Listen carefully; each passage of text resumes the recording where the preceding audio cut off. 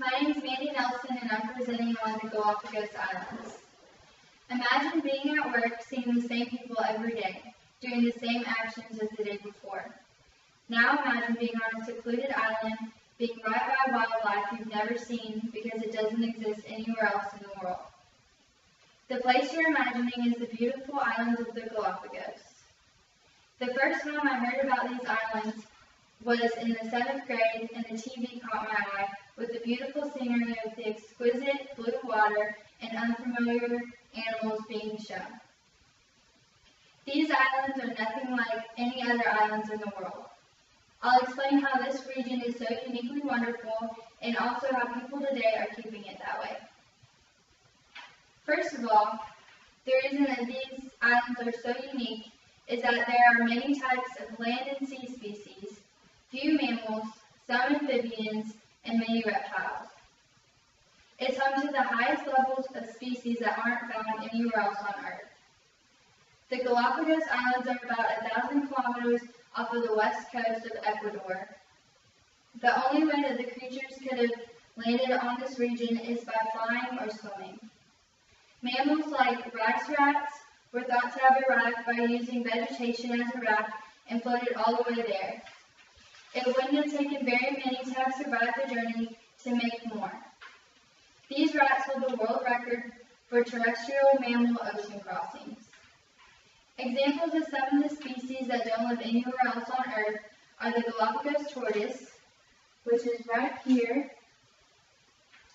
the marine iguana, and the Galapagos penguin, which is the only penguin found in the northern hemisphere.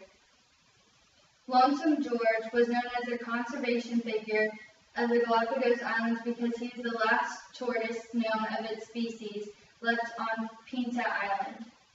He passed away early in the morning on June 24, 2012, and was estimated to be over 100 years old. And right here is the island of Pinta. The Galapagos Islands are 19 islands made of volcanoes that appeared above water for the first time around 5 to 10 million years ago. Today there are still 13 active volcanoes. And then the islands of Galapagos are right here, and then South America is right here, and these are the islands magnified. Only about 30,000 people live across 5 of the islands. Regulations on immigration to the islands have become fairly strict. In 1835, Charles Darwin visited the islands and made the famous theory of evolution by natural selection from the wildlife he had found. Because of this, the islands have been called the living museum and showcase of evolution. Secondly, this is how people today are keeping it that way. Some threats to the islands are introductions to new species, demographic growth, increased tourism, and illegal fishing. The Galapagos Special Law of 1998 states that there is a limit on size of the resident population, although people have found loopholes around it. Bruce Epler of the Charles Darwin Foundation wrote an article called Tourism, the Economy, Population Growth, and Conservation in the Galapagos. According to Epler, tourism makes up 53% of the Galapagos Islands economy, and 40% of employs 40% of the local residents. The tourism is monitored carefully and designed to have minimal impact on the island's environment.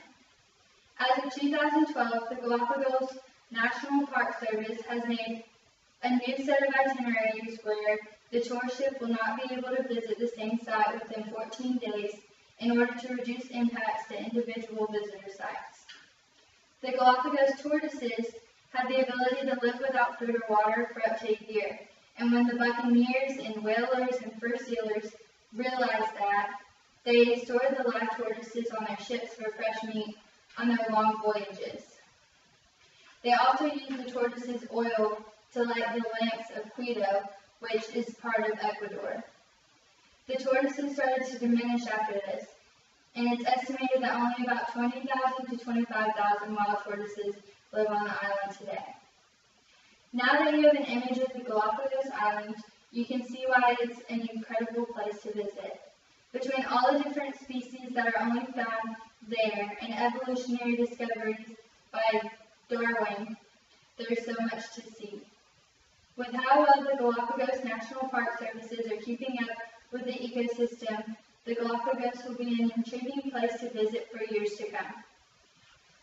These beautiful islands are a great place not only for research, but also a nice vacation to cross off the bucket list.